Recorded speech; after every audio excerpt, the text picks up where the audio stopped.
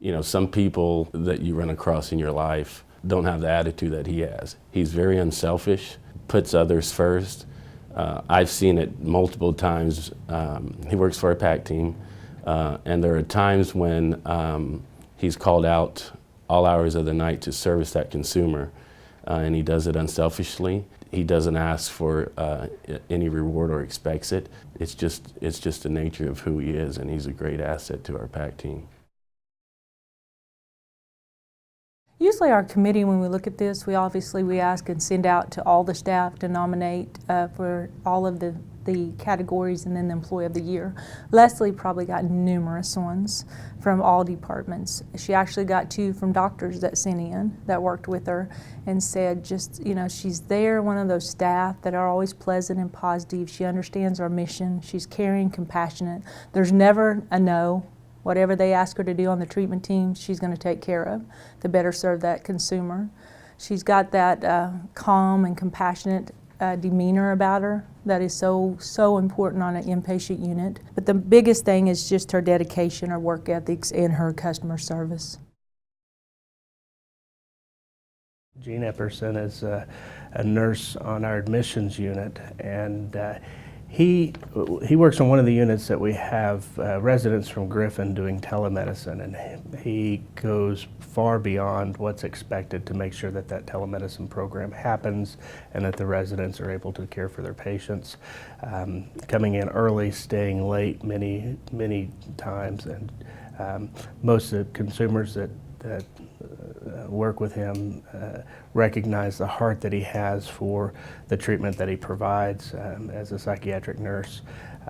Many years of experience and very seasoned employee. This last year he was asked to do something that he hadn't had to do before, which was testify in a pretty significant trial for one of the consumers that came through our facility. And that's not something we ask nursing staff to do often, is have to testify. And he willingly went to that trial, spent a day and a half down there, and testified and did an incredible job. So for that reason, and as well as all the hard work that he does, he's definitely deserving of our OFC Employee of the Year. Kay helps across the board anywhere there needs to be help. Another department needs help, she's always willing to go over and volunteer her time. Kay is very detailed oriented, and so if we need a manual put together to teach new employees how to do certain assessments, Kay is on it. She makes really detailed checklists so that people don't get lost without a template. She's just willing to go anywhere and help. Kay is an excellent role model. She's always on time, she comes prepared, and really it doesn't matter where the problem is, she's willing to pitch in.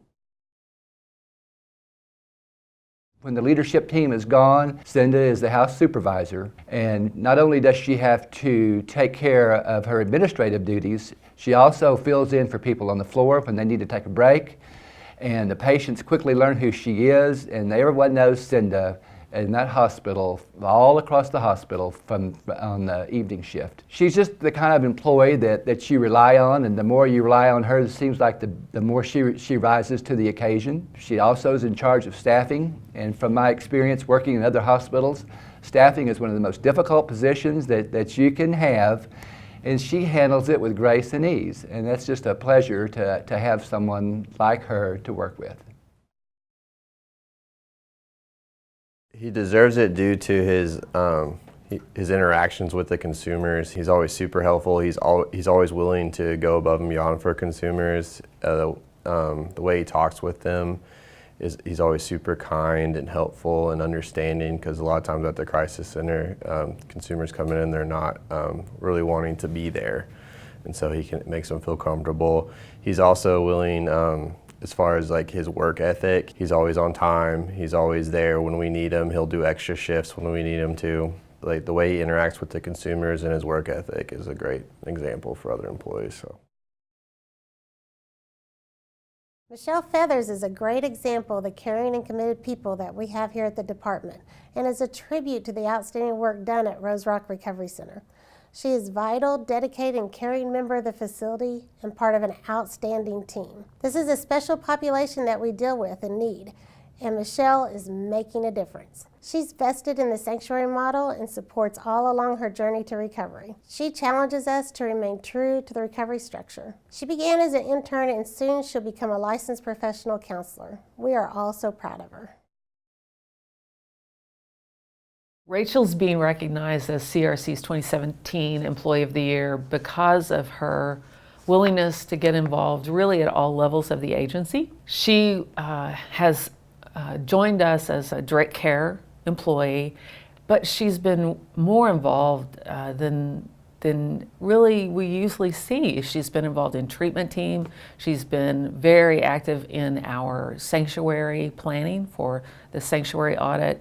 She's been instrumental in giving feedback to therapists and really helping organize the services that the direct care staff deliver on the dorm, far exceeding our expectations of employees just because of time demands. A lot of the work that she's done has actually been on her own time outside of her shift. And so we're really pleased to recognize Rachel as our Employee of the Year. Very efficient about what he does. He develops the rapport. He's very judicious. He knows what he's doing. It's a very competent.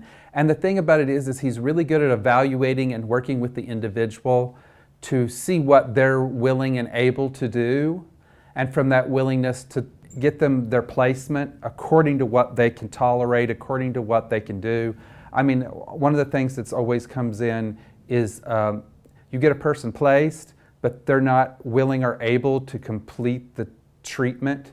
You have that a lot happen with substance abuse situations, and he's very good at getting that ability for them to place the person when they're at their optimal for the effectiveness of the treatment. Jasmine's a triage specialist who works the night shift for us. I know that as leadership at TCBH, we can breathe a sigh of relief when we know Jasmine's on shift. She's competent, she's intuitive, she's capable of seeing both the bigger picture but remaining focused on what's in front of her. Consumers, I think, have a lot of respect for her. She puts people at ease.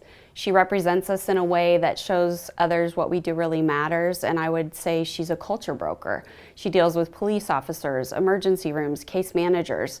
She knows how to answer questions. She knows when she needs to reach out for support, and she's very good at directing things so that everyone can accomplish their work.